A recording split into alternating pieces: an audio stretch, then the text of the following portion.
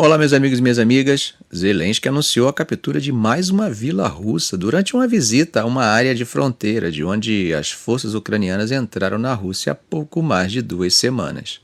Essa visita de Zelensky destacou o avanço das forças ucranianas em território russo, enquanto Moscou afirmou que suas tropas conseguiram capturar uma vila no leste da Ucrânia.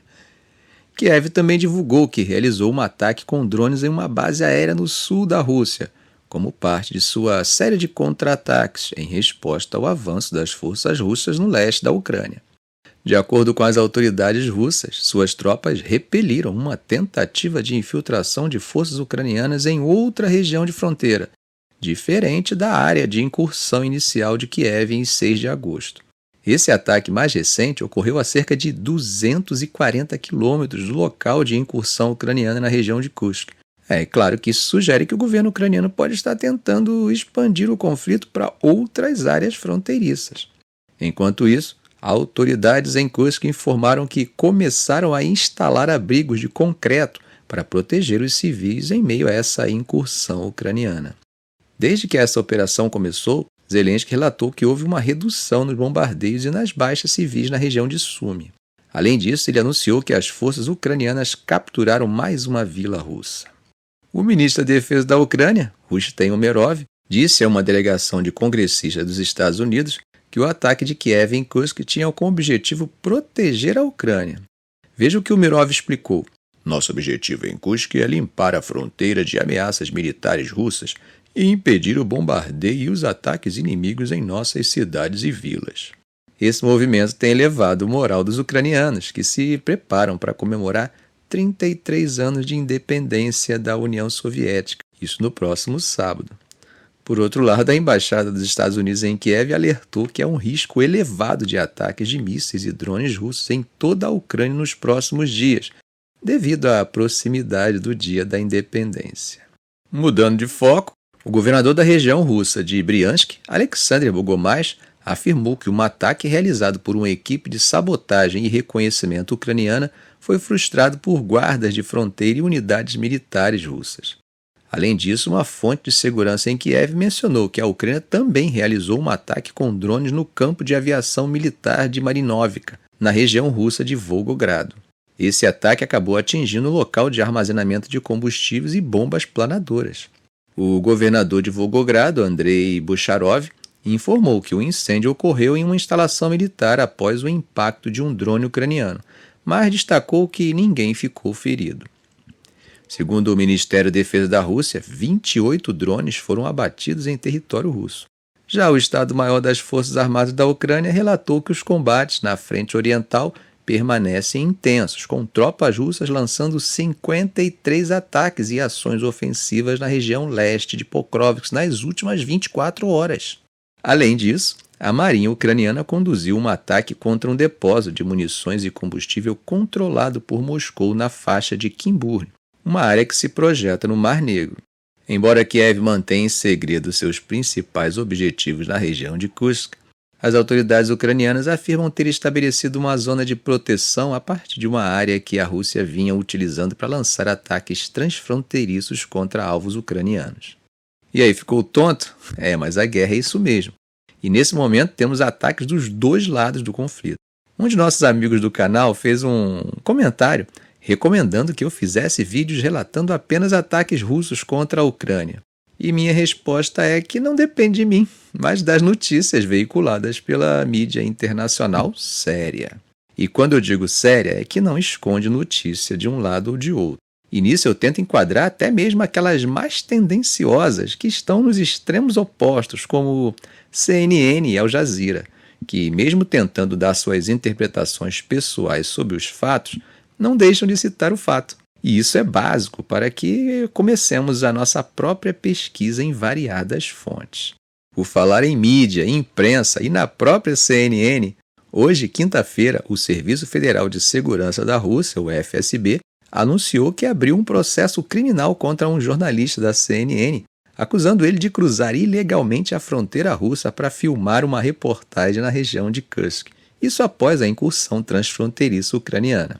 O FSB identificou o jornalista como Nick Patton Walsh, cidadão britânico e correspondente-chefe de segurança internacional da CNN.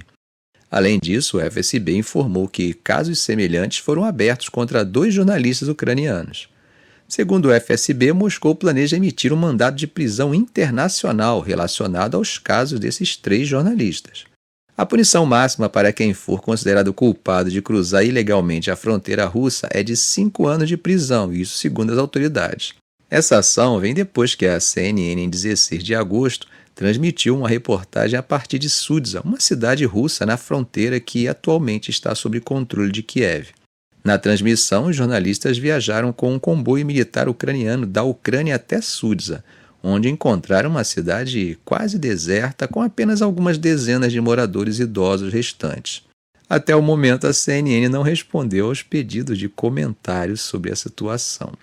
Bom, essa não é a primeira vez que Moscou se posiciona contra jornalistas estrangeiros na região de Kursk. No início da semana, a Rússia convocou um diplomata sênior dos Estados Unidos em Moscou para protestar contra o que chamou de ações provocativas de jornalistas americanos que estavam reportando da região. E aí, meus amigos, o que vocês acham da atitude da Rússia? É uma questão legítima de soberania ou é um atentado contra a liberdade de imprensa? Coloca aí sua opinião. Bom, gente, Putin fez uma acusação grave hoje. Ele afirmou que a Ucrânia tentou atacar a usina nuclear de Kursk durante a noite. Apesar da acusação, ele não apresentou evidências documentais para sustentar essa alegação, isso até o momento. E também não houve um comentário oficial da Ucrânia sobre o assunto. Mas vamos entender um pouco mais sobre essa usina nuclear e o que está em jogo. A usina de Kursk é uma das principais usinas nucleares da Rússia e é responsável por cerca de metade da eletricidade utilizada na região do sul da Rússia, conhecido como Terra Negra. Localizada às margens do rio Seim, próxima à cidade de Kurchatov, que leva o nome do físico nuclear soviético Igor Kurchatov, a planta fica na região oeste de Kursk, justamente onde as forças ucranianas realizaram a incursão. Essa usina opera com 4 reatores do tipo RBMK-1000, moderados por grafite soviético, o mesmo tipo de reator usado em Chernobyl, cenário do pior desastre nuclear do mundo em 1986. Vocês que são mais experientes lembram exatamente dessa data. O mundo só falava nisso. O reator número 1, que data de 1976, foi desativado em 2021 para operar em modo não gerador. O reator número 2, construído em 1979, foi desativado em 2024. Já os reatores 3 e 4, construídos em 1983 e 1985, ainda estão operacionais. Além disso, a construção de Kursk 2, que consiste em novos reatores do tipo VVER-TOI, foi iniciada em 2018, mas esses novos reatores ainda não estão operacionais. Enquanto isso, na região de Volgogrado, na Rússia, a Ucrânia realizou um ataque com drones no campo de aviação militar de Marinovka, atingindo um local de armazenamento de combustível e bombas planadoras. Essa informação foi dada por uma fonte de segurança em Kiev nesta quinta-feira. O governador da região de Volgogrado, Andrei Bocharov, confirmou que o incêndio havia começado em uma instalação militar após um drone ucraniano colidir com ela, mas ressaltou que não houve vítimas. Essa operação faz parte de uma campanha de ataques com drones que a Ucrânia tem conduzido contra aeródromos russos, usado por aviões de guerra que realizam ataques regulares contra alvos na Ucrânia. Além dos ataques com mísseis, a Ucrânia tem destacado a ameaça representada pelas bombas planadoras de produção barata, disparadas por aviões de guerra russos que têm atingido posições ucranianas no leste, bem como cidades e vilas. Mesmo com a entrega de um pequeno grupo de caças F-16 de fabricação americana, a Força Aérea Ucraniana ainda está em desvantagem em relação à frota muito maior e bem mais armada da Rússia. A fonte também mencionou que o ataque com drones foi uma operação conjunta conduzida pelo Serviço de Segurança da Ucrânia e pelas forças especiais do país. Mas enquanto isso, como andam as movimentações no sudeste da Ucrânia, e especificamente na região de Pokrovsk? Bom, nos dias 20 e 21 de agosto, as tropas russas se movimentaram na região sudeste de Pokrovsk e continuaram com operações ofensivas ali. Segundo imagens geolocalizadas publicadas no dia 21, as tropas de Moscou avançaram na região noroeste de Zuravka, que fica ao sudeste de Pokrovsk. O Ministério da Defesa da Rússia anunciou ontem, 21 de agosto, que o grupamento central de forças russas havia tomado Zelane. O Estado-Maior das Forças Armadas da Ucrânia falou que as forças russas continuaram as operações ofensivas a leste e a sudeste de Pokrovsk. Há ainda informações de que elementos da unidade Barsh-15 da reserva do exército russo estão operando na direção de Avdiivka, enquanto uma companhia de drones da Brigada Volga estaria operando nas proximidades de Novorodivka. Bom, gente, como costumo dizer, se existe alguém que ri à toa enquanto os outros choram, é a indústria bélica. E por que eu estou falando isso? Bom, a Austrália anunciou que vai iniciar a fabricação conjunta de mísseis de longo alcance, especificamente os Naval Strike Missiles e Joint Strike Missiles, em parceria com a empresa norueguesa Kongsberg Defence. Essa produção seria feita na cidade de Newcastle, localizada na costa leste da Austrália, que será o único local fora da Noruega a abrigar uma instalação desse tipo.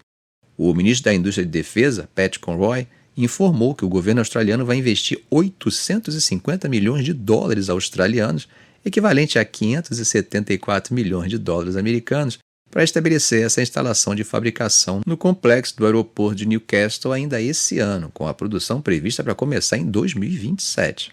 Esses mísseis de cruzeiro antinavio serão utilizados pela Força de Defesa Australiana e também exportados para aliados de segurança como os Estados Unidos. Será uma das únicas 2 instalações no mundo com capacidade para produzir esses mísseis, sendo a única fora de Kongsberg, da Noruega. A decisão de fabricar armas guiadas faz parte de uma reformulação da defesa australiana, com o objetivo de fortalecer a capacidade de ataque de precisão de longo alcance da Força de Defesa Australiana em meio ao aumento das tensões na região do Indo-Pacífico. Durante uma conferência de imprensa em Newcastle, Conroy destacou que há uma enorme demanda global e restrições na cadeia de suprimentos ao redor do mundo. Então, não é só economicamente viável fabricar esses mísseis na Austrália, mas também vai permitir que eles sejam entregues mais rapidamente do que se dependessem de uma linha de produção no exterior. Ele também ressaltou as grandes oportunidades de exportação para esses mísseis. O Naval Strike Missile, segundo Conroy, já está sendo utilizado pelos fuzileiros navais dos Estados Unidos para equipar caminhões terrestres com a capacidade antinavio. Veja o que ele diz. Teremos a capacidade não apenas de manter e reformar nossos mísseis, mas também de potencialmente fazer isso para as forças dos Estados Unidos que possam estar posicionadas no Indo-Pacífico. Vale lembrar, gente, que cerca de 2.000 fuzileiros navais dos Estados Unidos têm uma presença rotativa no norte da Austrália durante 6 meses do ano. O Joint Strike Missile é o único míssil de ataque que pode ser transportado no compartimento de armas do caça F-35. A Austrália possui 2 esquadrilhas de caças F-35 baseadas em Williamtown, perto de Newcastle, e na base aérea RAAF Tyndall, no norte da Austrália, que está sendo modernizada pelos Estados Unidos para também hospedar aeronaves bombardeiras americanas.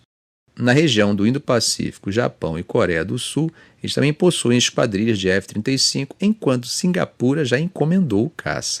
Além disso, a Austrália está desenvolvendo um míssil hipersônico em parceria com os Estados Unidos e começará a cofabricar mísseis guiados com os Estados Unidos no próximo ano. Ficamos por aqui. Se esse vídeo foi útil para você, faça um comentário, compartilhe em suas redes sociais, dê um like. E é claro, se ainda não for inscrito, inscreva-se no canal e ative o sininho para que você seja notificado sempre que postarmos novos vídeos. Ok, gente? Um grande abraço do professor Arão Alves.